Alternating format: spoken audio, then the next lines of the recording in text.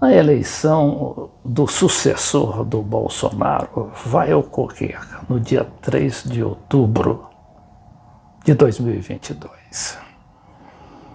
Em meio a este cenário de absoluto favoritismo do Lula, da resiliência do próprio Bolsonaro, que quer se reeleger, e da dificuldade da direita, a chamada direita esclarecida, em conseguir um nome da chamada terceira via que evite essa polarização Lula e Bolsonaro.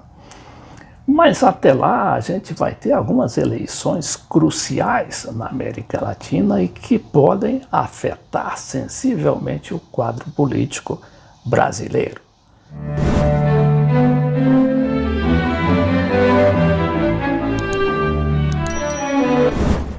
É o caso, por exemplo, aqui da Argentina, não é? Onde aquela derrota fragorosa dos peronistas, que serão testadas na eleição definitiva de metade da Câmara e parte do Senado. E aí parece que está havendo um efeito meio bumerangue, e com o ressurgimento da atual vice-presidenta e ex-presidenta Cristina Kirchner como líder absoluta nas pesquisas. Mas a eleição presidencial na Argentina só vai ocorrer em 2023. Bom, além dessa eleição importantíssima na Argentina, vamos ter a eleição do presidente do Chile neste mesmo novembro, talvez o dia 23, salvo engano, onde também a esquerda desponta, não é? Com o seu candidato Gabriel Boric. Outra eleição importante é a da Colômbia, onde o candidato Petro, de esquerda, né, ameaça toda aquela construção oligárquica e uribista que mantém aquele país nos grilhões do neoliberalismo.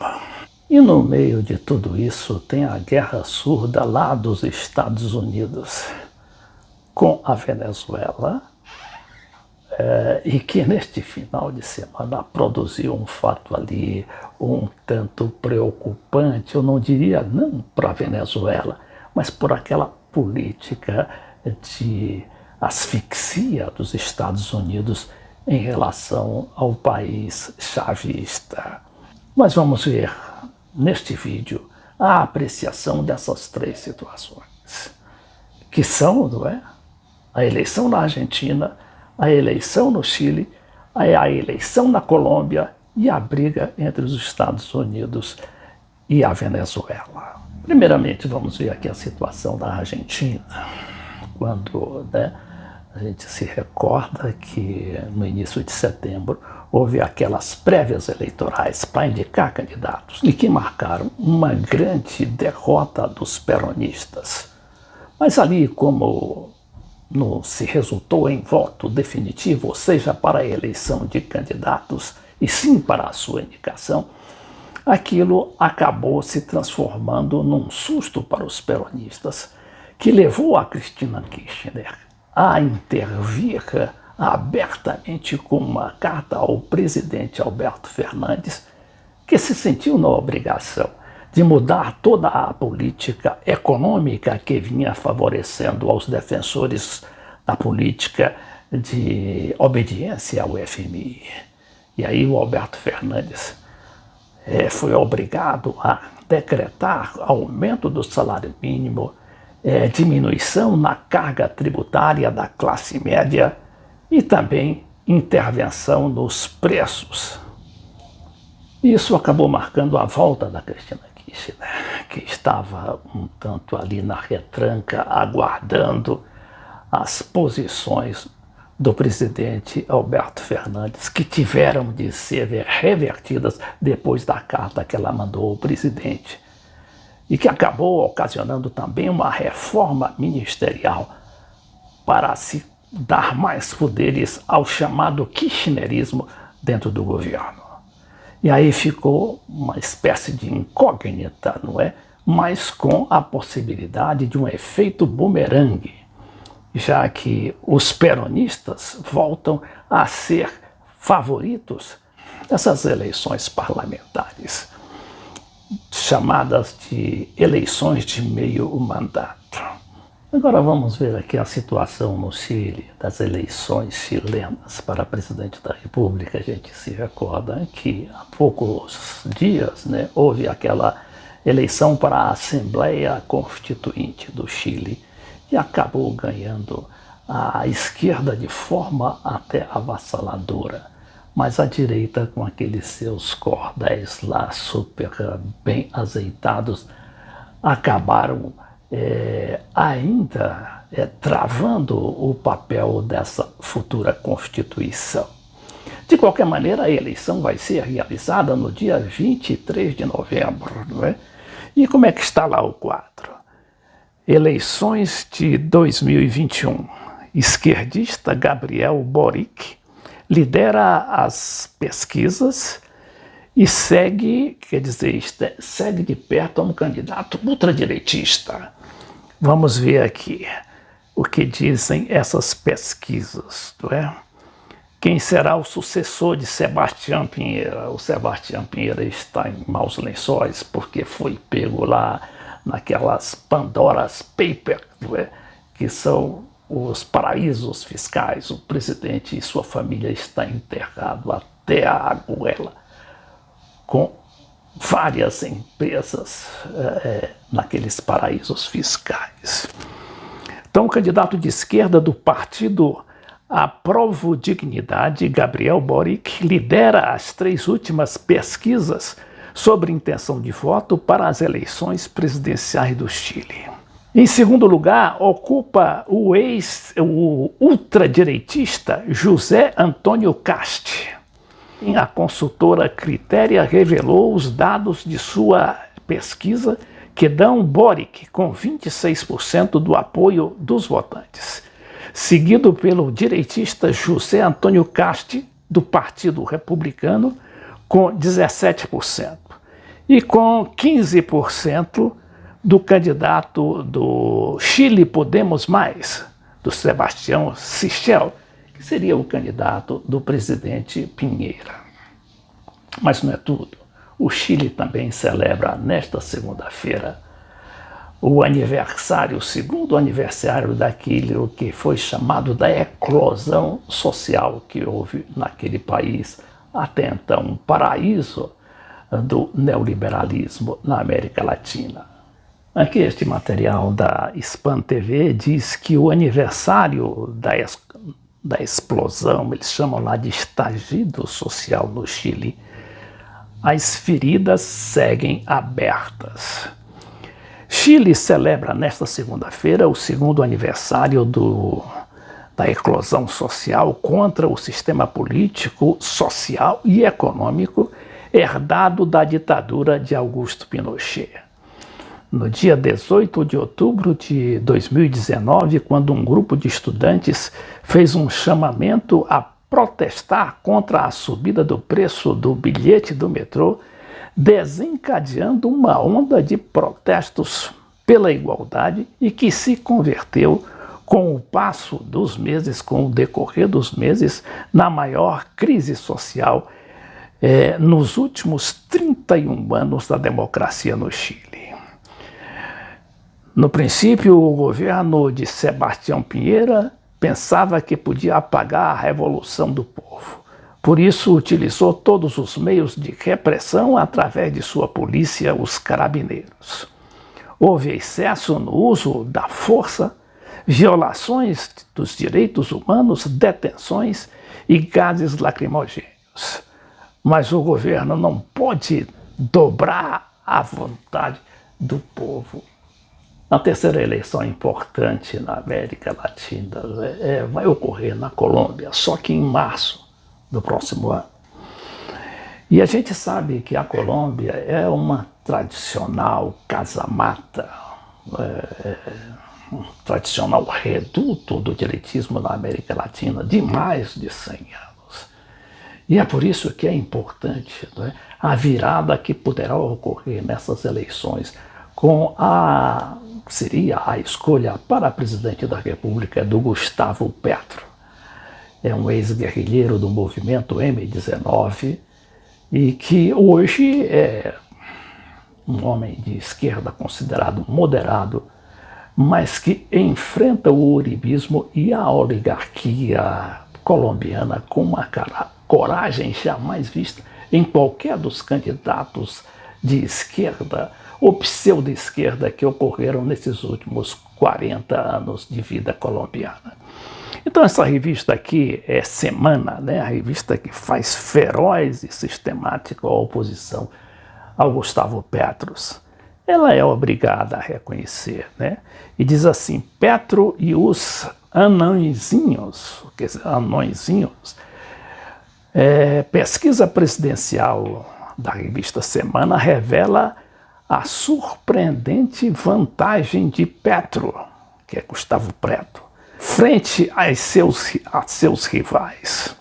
Hoje, Gustavo Petro não tem rival na corrida pela presidência de 2022, segundo a mais recente pesquisa do Centro Nacional de Consultoria.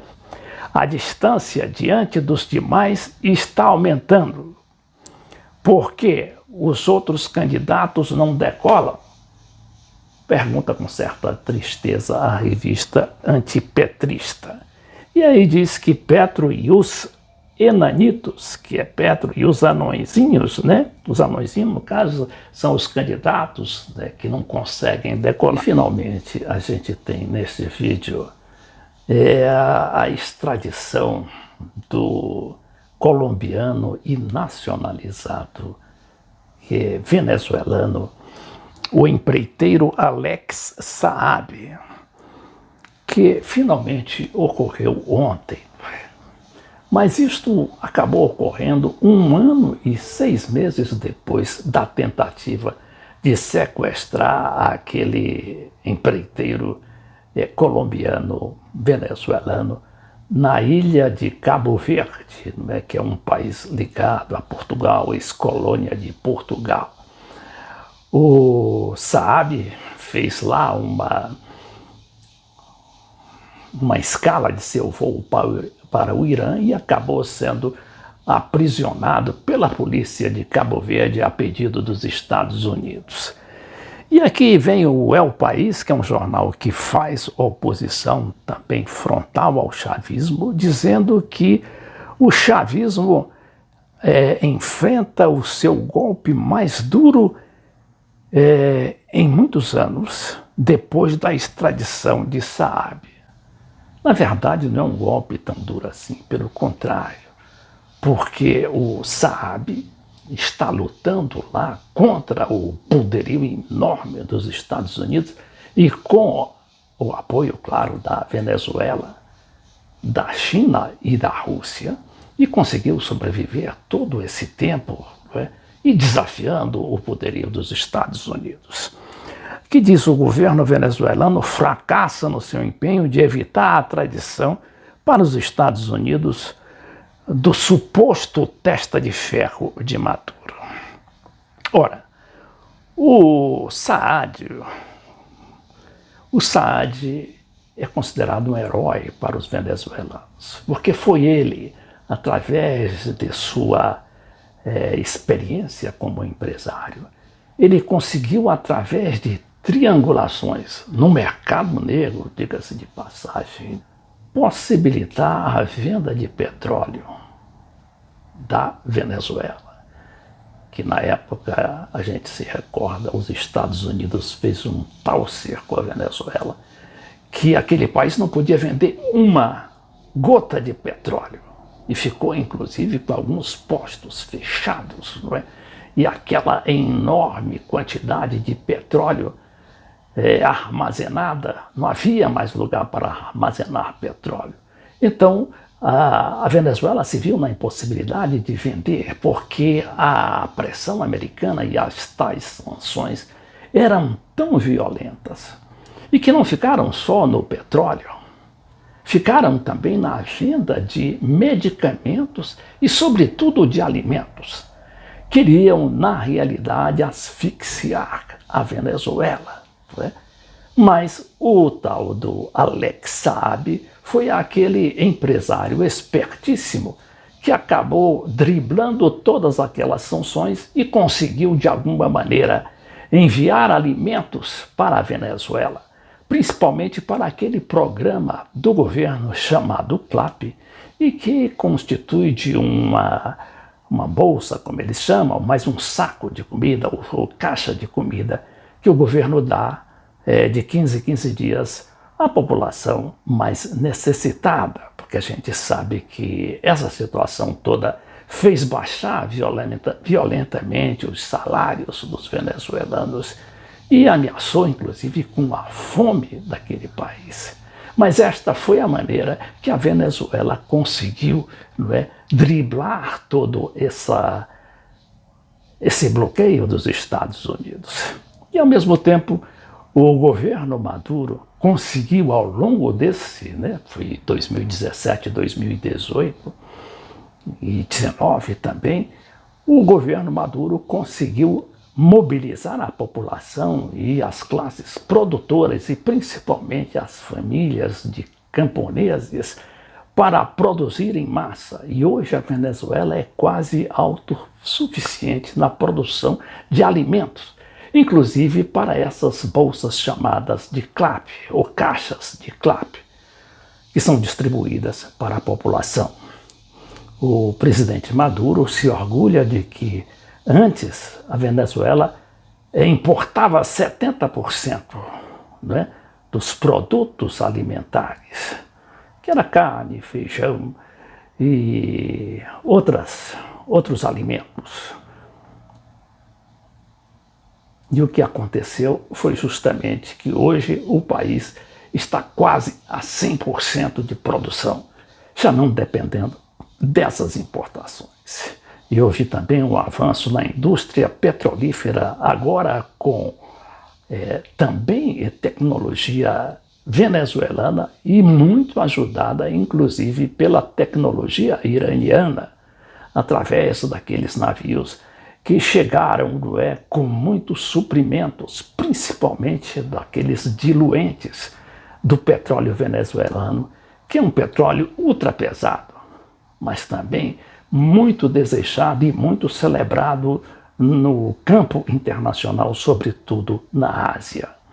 E hoje a Venezuela já conseguiu aumentar sua produção, que baixou a 400 mil barris diários para 600 ou 700 mil, devendo alcançar até o final do ano 1 milhão de barris, que é outra vitória para a Venezuela, mas que não é reconhecida aqui pelo jornal El País.